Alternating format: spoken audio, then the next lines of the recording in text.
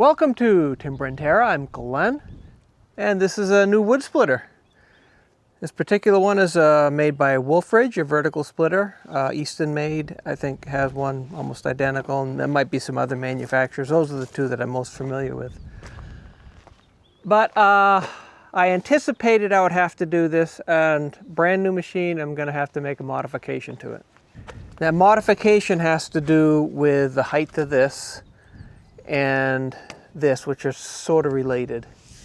So this cylinder has drifted down some, you can see that. So I'm gonna have to start it up, bring it back up, and then I'll show you the issue. This particular one has an electric choke or an automatic choke with electric start, which is really handy.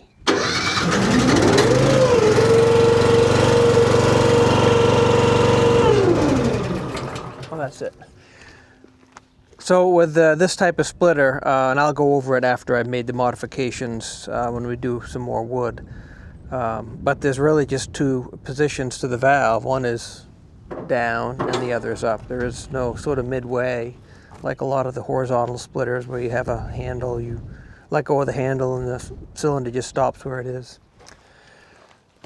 So the issue is we cut our wood 24 inches. And I cut it on the firewood table. You can see, and this is how I determine my 24 inches, is stick the chainsaw in those openings.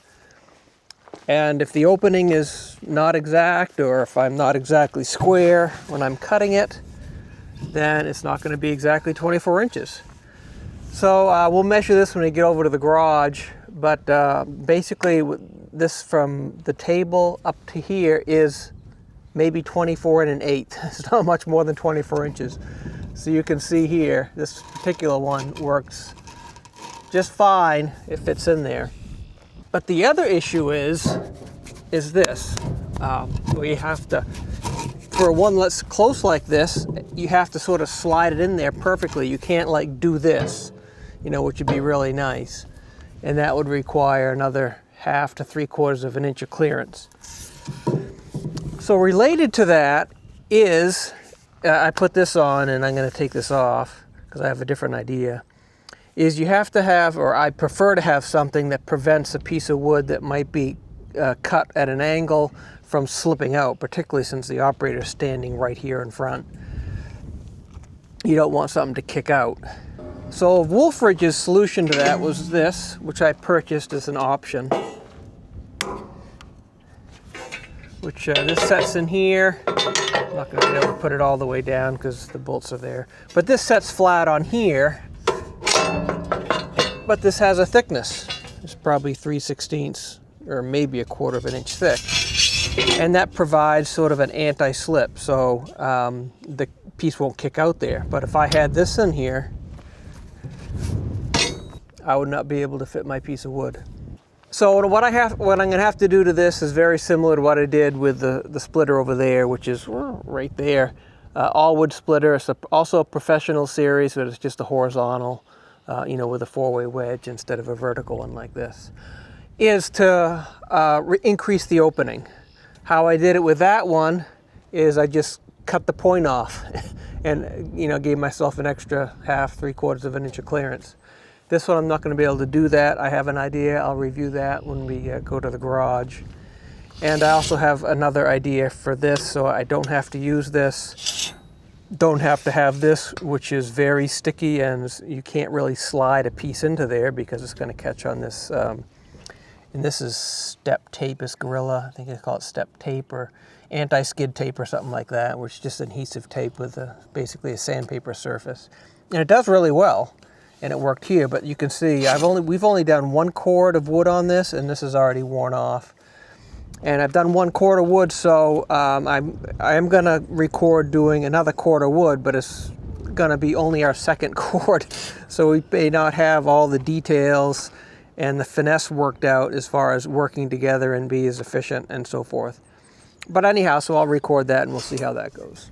So another nice feature of this is this, the tongue sort of swings out of the way, because if this was out here, you know, it'd really be a shin knocker, you know, having to walk around that. So this does make it much more of a compact unit.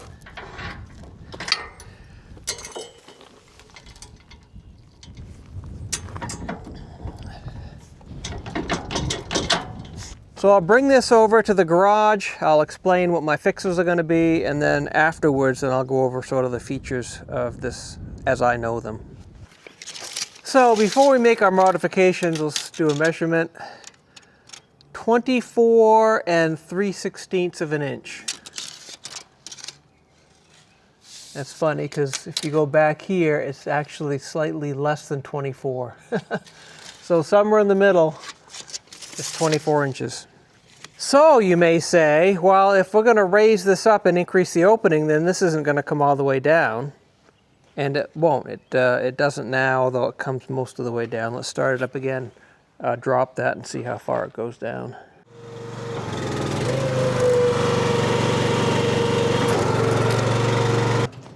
So 3/4 of an inch clearance. Generally speaking, even if it only goes down to say within 1 or 2 inches of the end, almost always the wood is going to be completely split by the time the wedge gets down to here anyhow. And if for some reason we needed to split something that had a knot at the very end or some splinter that wouldn't split, then let's say I have 3/4 of an inch of clearance, just for argument's sake, then I could put a piece of 3/4 inch plywood under here, set the piece on top and then finish splitting it. But that's going to happen so rarely. I'd much rather have the clearance that I'm going to have to deal with every piece, instead of that, say, 1 in 1,000 pieces that I'm going to have the wedge go near the bottom. Or the other option is just take the piece and flip it over and then use the wedge up here to split it. Okay, so for the plate here, my plan is just to grind in some gouges. I thought of putting some weld beads, just here and there and everywhere, like I did with the plate on my other splitter. But that's going to have the same issue of trying to slide a piece in.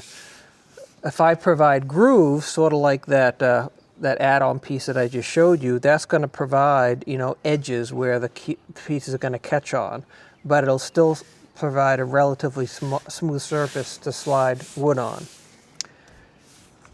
So you may say, well, that's going to impact, the strength of this. This is very thick, 3/8 maybe. Oh gosh, 1/2 inch. So this is 1/2 inch plate. This entire table is 1/2 inch plate. And right underneath where the wedge is, you can see this massive reinforcement. So I am not worried about, say, a 1/16 or an 1/8 of an inch groove impacting the integrity of this plate. I don't know the distance between grooves that I want, but I will make sort of a 45-degree crosshatch. So I guess I can just start with one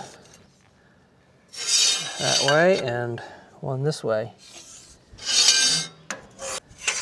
So the other thing I'll do is I don't need a huge area. It really just has to be, the other piece was probably a foot, maybe 16 inches in diameter. I don't even think I have to do that much.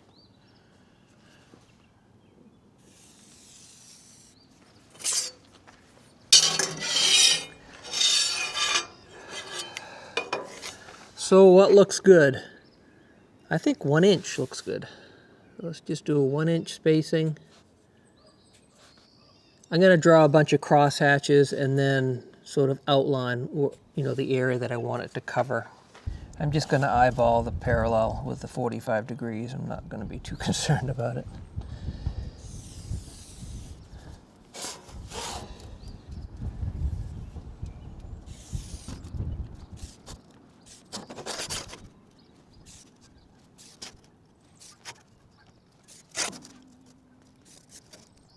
I guess the other advantage to this method of making grooves rather than, weld beads or little spot welds here and there is that this really is not going to wear down.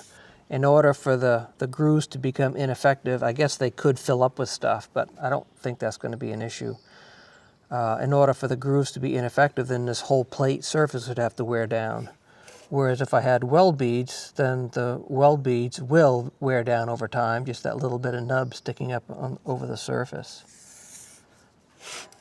So if I had weld beads, I would probably have to be redoing that oh, maybe every couple of years sort of thing. I mean, I don't know how fast they'd wear down. I think I did that 2 or 3 years ago with our other splitter, and they haven't worn down enough for me to have to worry about it, so maybe I wouldn't have to worry about it. Either way,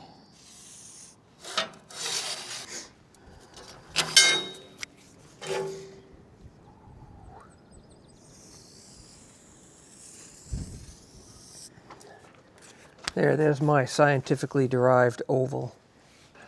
So I'm using a thicker grinding wheel. If I used a real thin one, I think it has a much more of a chance of just filling in with sawdust, wood debris and stuff, and sort of packing in and being smooth again. With a real wide opening, I think that's much less likely.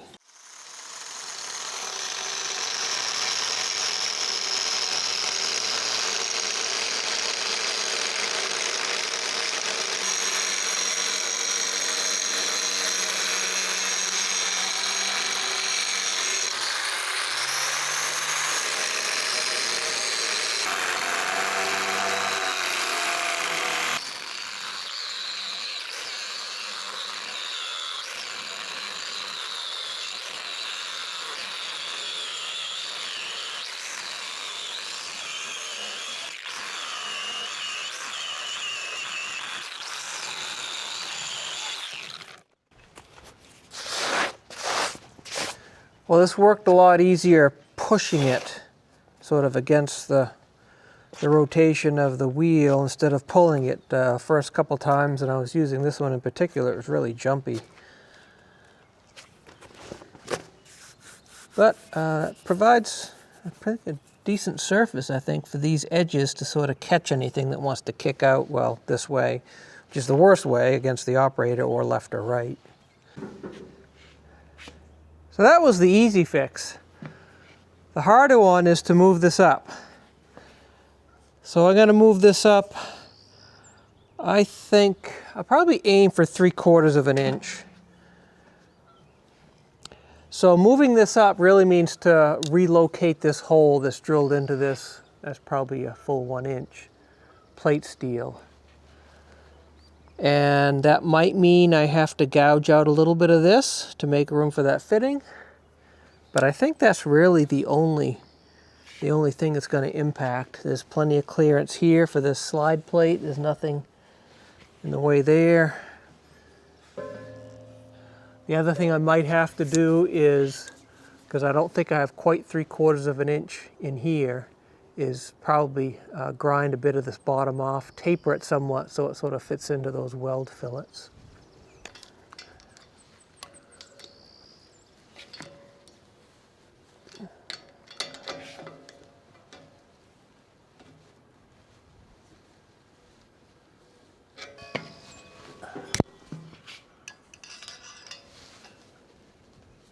Oh gosh.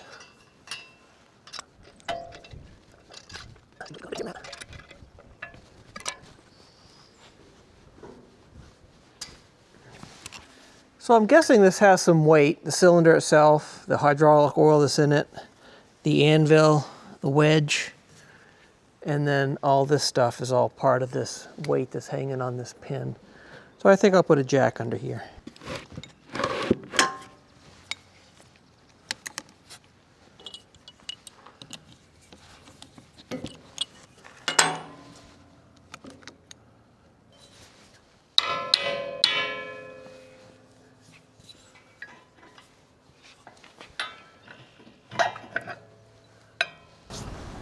Oh, crap. I say, oh, crap, because I had a plan for this, but the plan did not include a sleeve. I don't know how critical that sleeve is. Anyhow, so what my plan was, this is 1.25 inches, and I happen to have 1.25 inch stock. And with that 1.25 inch stock, I was going to plug this hole, weld it up, and then with my mag drill, because I also have an 1.25 inch hole saw, is to offset this and sort of drill another hole 3/4 of an inch higher. But if I'm going to use the sleeve, well, one is that sleeve makes this actual hole bigger than 1.25 inches. But it's funny because I can see light through it, it seems as though. Which is not the end of the world. I guess I could sort of ground that out if I was to try to save the sleeve, or ignore the sleeve. You know, even though I'll have some slop, I can weld a 1.25 inch loosely fit plug in there, weld that solid, that's not a big deal. And just drill my 1.25 inch a hole for this pin. I mean, because this doesn't see much motion. It doesn't see any left or right. It's obviously sort of fixed up and down. The only real pressure is on the, you know, would be on the upside, you know, as it's pressing against, you know, firewood. But it just doesn't seem as though that sort of use would warrant if this is like a hardened sleeve or something. All right, the other thing, I want to get this out of the way. I didn't anticipate, I just didn't think about that. So here is basically the jack is bottomed out, but I have another 1/2 inch or so I can drop it, but that's not going to be enough. So my choices are to undo this, which means there's a lot of oil in there I'd have to capture. I think that's the only way to do that. And then lower this whole thing down.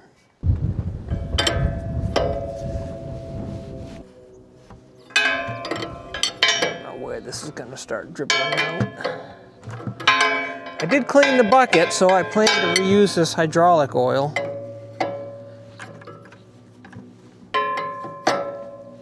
Before I take it off though, what I want to do is get a zip tie so I can zip tie this up here.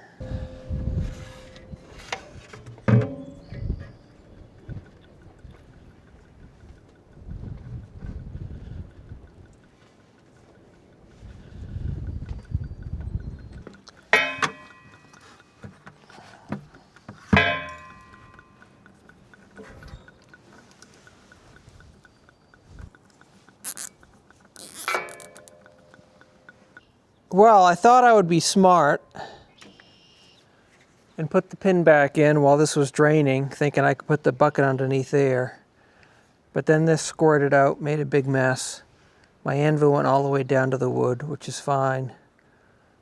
But I still had to hold the bucket, although there wasn't nearly as much in there as I thought. I guess that rod is pretty big compared to the cylinder. So there's not a lot of volume, but I do need to take this fitting off because obviously that is in the way of this sliding down. So in retrospect, I guess I really didn't need to worry about trying to save that fluid. There wasn't really enough to worry about.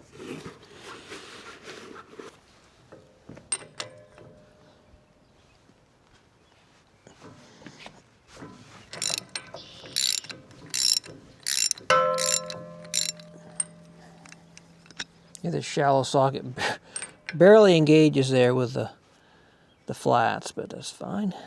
This is a SAE or a Boss O-ring fitting. This is JIC. Anything with a O-ring really doesn't have to be tightened down that hard because it's not the threads or metal-to-metal seal that's making the seal, it's the O-ring. Let's see if I have something that'll fit in there. I don't have much in the way of plugs, but I guess I have a, whatever that is, maybe 5/8, 3/4. That works. It's nice to luck out every now and then.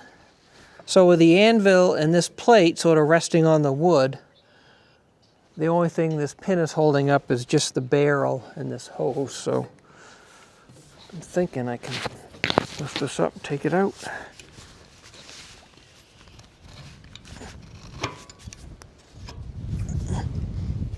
Probably get a bit more fluid out maybe.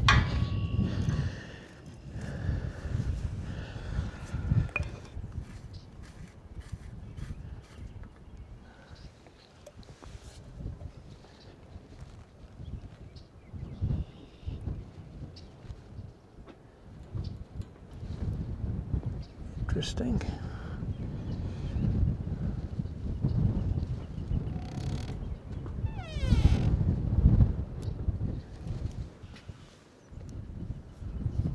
Well, it looks like it was just pounded or pressed in there. It's almost like an expander sleeve or something. I'm guessing I can just punch that out. I think I'll ignore the sleeve and just use this as the wearing surface and just bore that out to 1.25 when I'm done.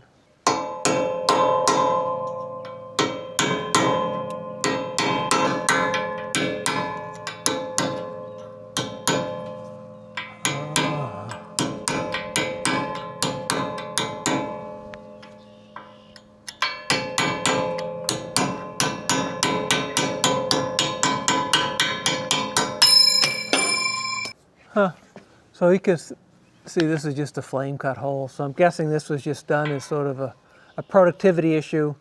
You know, all this on the plasma cutter with this shape being cut out, they just cut the hole and it's a pretty loose fit. Well, I'll measure this. The only thing is I don't have a cutter for this big. But I'm guessing for some reason if I, you know, cut an 1.25 hole up here and it looks like there's some excessive wear, I can always get the right bit, drill it out to this size, and then put this sleeve or some other sleeve in there. This is a steel rack that I built, I think it was last fall. I did video that, so I'll put a link for that video in the description of building this rack. And then this is the 1.25 rod that I used in part to make the rock guards for my excavator. So I'll also put a link in the description. I think it was a 2, maybe a 3-part video of making the rock guards using this and some other stuff. So these are those rock guards that I made for the excavator. So the 1.25 rounds basically are on the other side of this bolt. So I had a machine shop drill and tap all of them that I used. 1, 2, 3, 4. I guess there were 8 of them. And on the inside piece, they were welded. So that 1.25 rod sticks out a little bit, and I welded it there. And then the other side is bolted, obviously, so you can sort of take it apart, and then they bolt up here as well. It's really been a game changer. I mean, you can see here, these are bent out a little bit, so there's probably something that's got in there before. But I have not had a thrown track since I put that on. And I used to get, you know, easily 2 to 4 a year, you know, for summer. And I've run these, I think, for 2, maybe 3 summers with 0 issues. So that plate is 1 inch thick that this is going to be a plug for. But I want room for a nice weld. It doesn't have to be a complete penetration. But I don't want to cut this any more than 1 inch. Probably cut it, say, 11/16, something like that.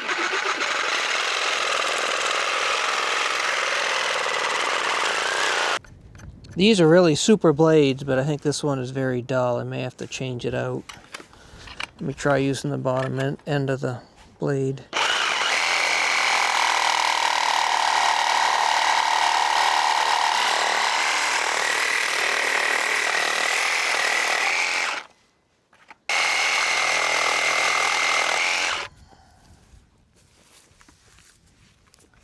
Well, that is a lot more space to weld in than I thought I was going to have, but I'll work with what I got. So it is 1.25 inches, just like that, fits in there nicely. But this was made, I think this is, it might only be 1.5 inches. What I'll probably do is I'll braze this up a little bit and then just sort of fill that in the weld. I will use 6011, which would easily weld through this paint, but since I don't really need to do that, I'll grind this paint off, and as well as around here a little bit to just make sure I have as good a weld as possible.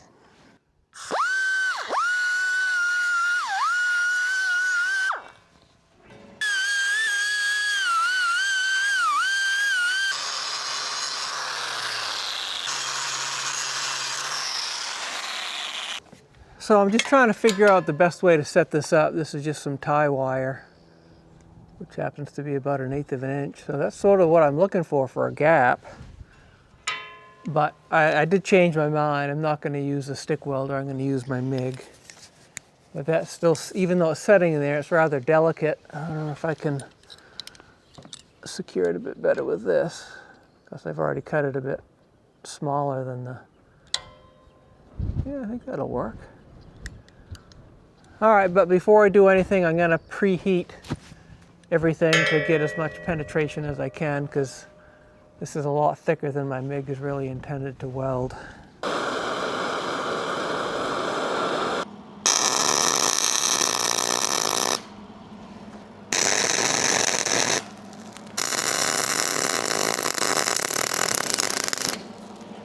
Well, the wind is wreaking havoc a little bit, causing a little bit of that porosity, but yeah, I'm glad I used the MIG, because I actually was able to get the wire deep inside there, as you might have been able to make out, maybe not. So I'll do the best I can here with the wind. Maybe I'll do a better job trying to shield it with my hand. And I'll come back when the welding's done, and then I'll grind it flush. Well, this turned out absolutely horrible. I guess the wind is playing much more of a role than I thought. I mean, there are some areas, like a little bit there, that was okay. It doesn't have the porosity. I did verify my gas is flowing. Same here. I mean, there was a lot of junk, and then the last little bit was okay up there, but boy. All right. Well, I'll grind this flush. If there's some big voids, I'll weld them up and grind it again, but I'll show you the finished product when I'm done. So I ground these down enough.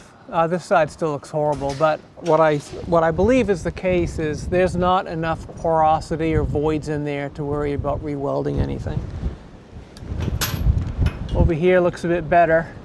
So I have located the hole, the new hole, which basically the center of it is going to be on the edge, because this is 1.5 inch diameter that sleeve was in. So 3/4 or half of that, or the radius, is basically the distance I want to go up.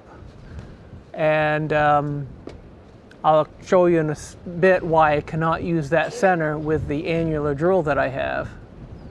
But what I figured I might as well do now is drill this out, because some of this is going to come out with the plug. I don't have to grind everything down flush quite yet. So this is the annular drill set that I have, and they come with this pilot. I don't know what the diameter is.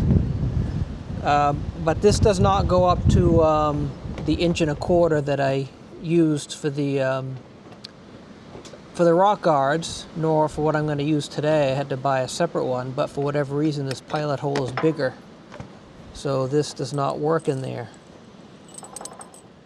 So that's why I had to sort of, I just used a marker and a sleeve that I had to draw roughly the diameter. So I'll just do my best to match the diameter of this up when I put the mag drill on, instead of using the center.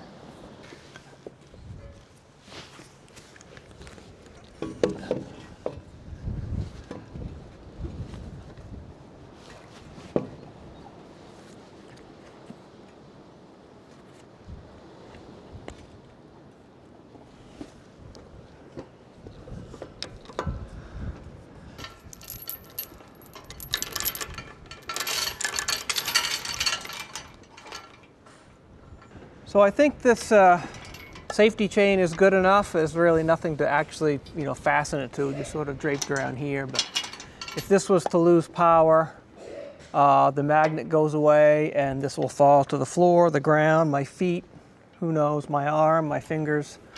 So hopefully with this safety chain in place, if that was to happen, I would be spared.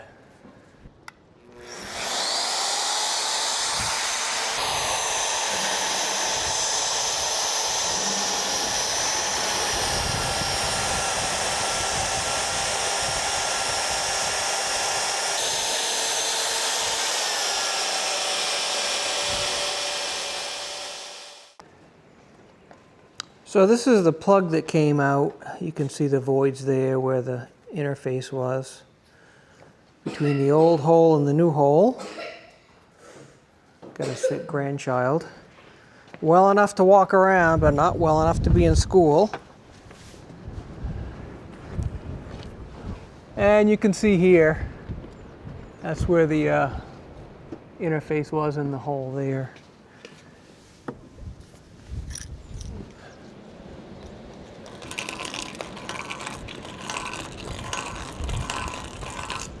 Yeah, I gotta grind all this before I chamfer this edge, I guess.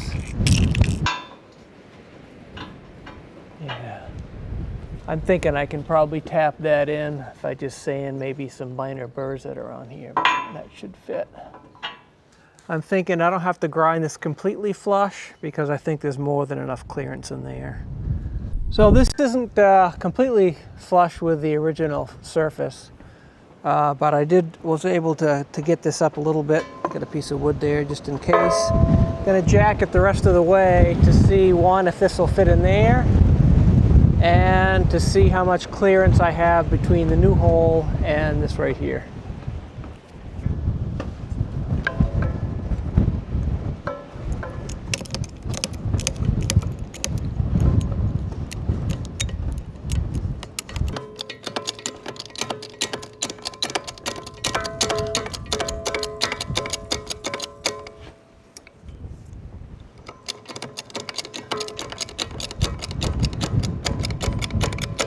So I'm gonna have to lop some off the bottom because I've only got dark in there, but I think I only have about 1/8 of an inch and I need at least 1/4. So before I put this fitting up here, I know I'm gonna need a bit more clearance up here. So I took that same annular drill and mag base. You can see it slipped a little bit, but I was able to drill sort of a semicircle there. I'll just cut the edges off there. So this should fit now. The other thing I did off camera was elongate this hole.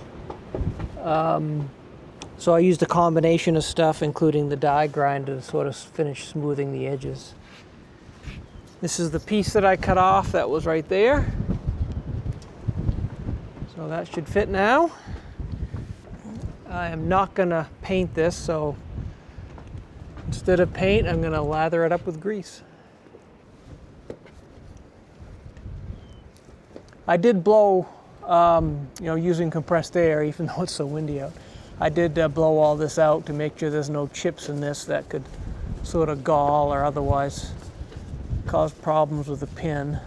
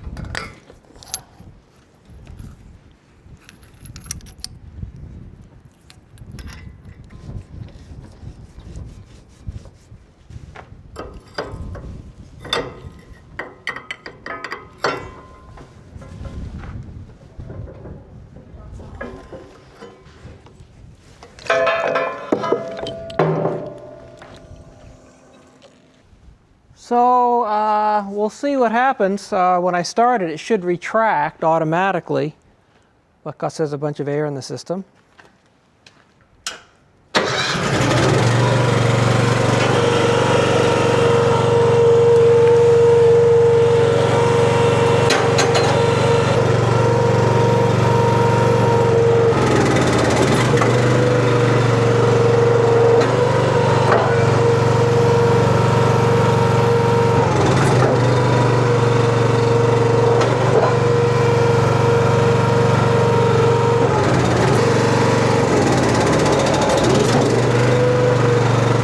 So 1.5 inch clearance down there.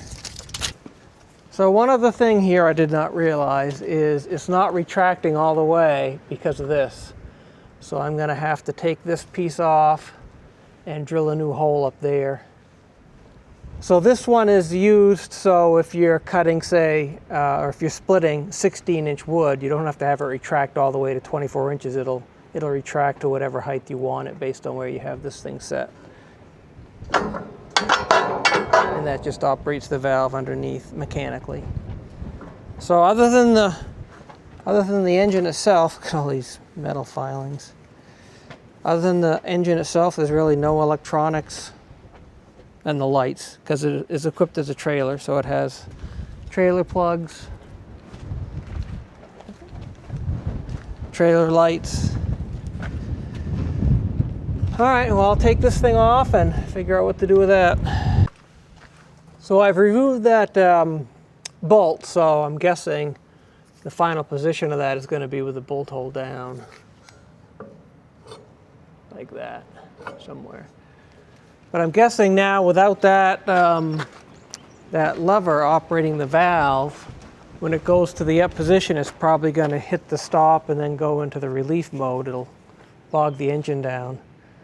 But that'll set it in the retracted position. Then I can go over there and adjust that, I think.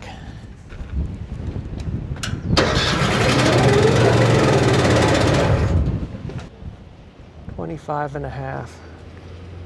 So this actually on this side is 25.5. Back here it's 25.25. But yeah, I feel a bit dumb now because I probably could have gotten the clearance that I needed just by adjusting this. I did not realize that that would have been sent from the factory without, you know, not at full stroke, but something less than full stroke.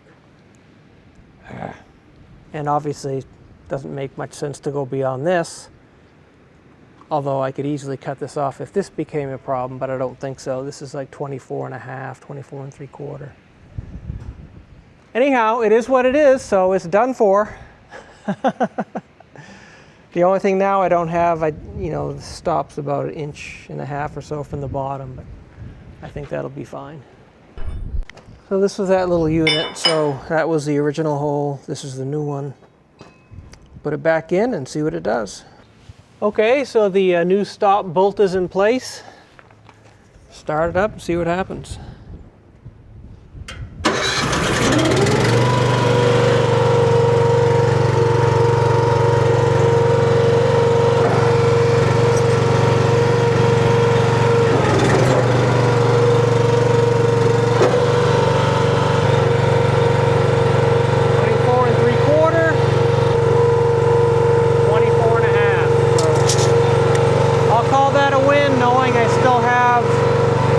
Probably another 1/2 inch to go up if I need to, make another hole in there.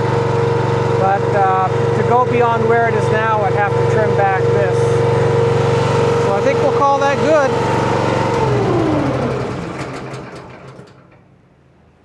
I will call that good. And I'll bring this back over to the firewood area and we'll zip through a cord of wood next time my wife and I do that. So stay tuned.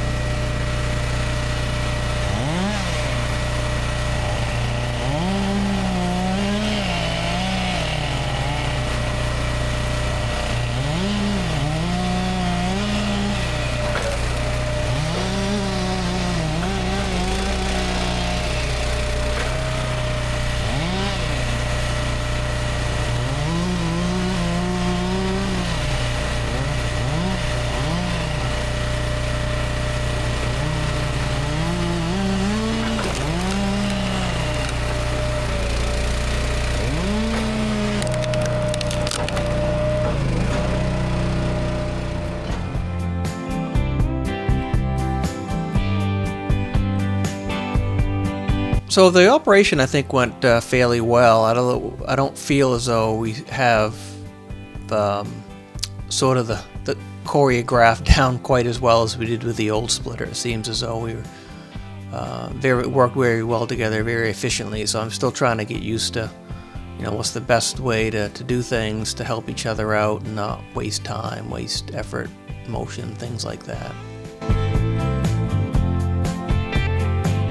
So this is sped up 8 times, and there were a couple instances where the pieces were too big, too long to fit under there, probably a 1/2 inch, 3/4 of an inch too long, and I just took them back over to the firewood table and cut a cookie off and brought them back over. You may see this here a couple times.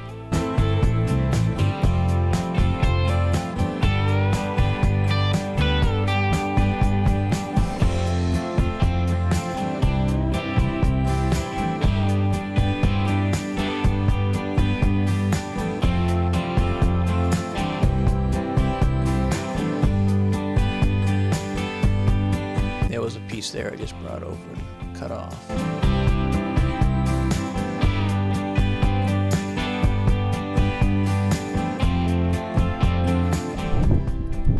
Well, there it is. Probably just over a cord. I mean, up to here theoretically is a 1/2 cord. So 2 of these would be a full cord, but we heap it up a bit more. So just over a cord. So for the most part, this works really well.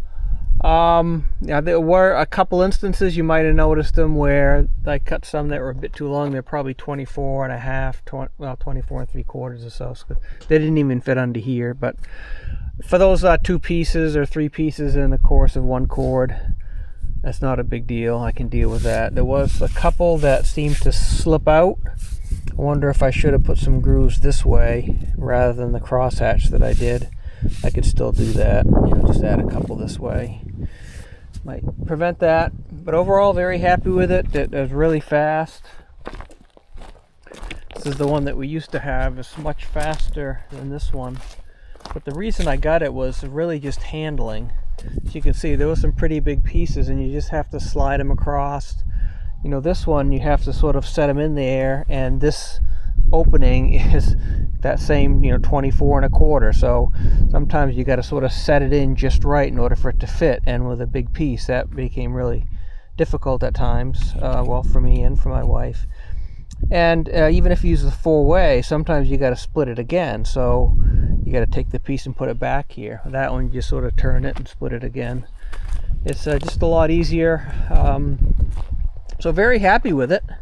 I guess one thing I might do is, there's a couple times where a piece will fall off here, it'll vibrate off, or you have a couple piled up here and one will fall off. So I may get a piece of plate steel or maybe some angle iron and just make bolt on a little bit of a ridge. I'm guessing this is done here, so if you have a real big piece it can sort of spill over, but I don't think I'm ever going to have a piece that big, and if we do, I'll just deal with it. So I was having an issue with my chain, so I changed out the chain. I had just sharpened it, but I'm thinking it might have some teeth on one side that are longer than this side, but there's something causing it to sort of cut like this. I've had that happen before, so if I can't fix it, I'm just going to toss this chain out. I put another chain on after I stopped filming, and that worked just fine, so it's not a bar issue, it's clearly the chain. So these little pieces here are, if a piece sticks on out beyond here, then the piece is longer than 16 feet, and I will have a piece that's going to be too long for that. Most of these I can realize ahead of time. The couple that I didn't see, I just brought back over and trimmed off, 1/2 inch or so, 3/4 of an inch, and it was fine. But that's what all these little cookies are for. They're from. So that's it. I appreciate you watching, and I hope you stay tuned for future videos. Thank you very much.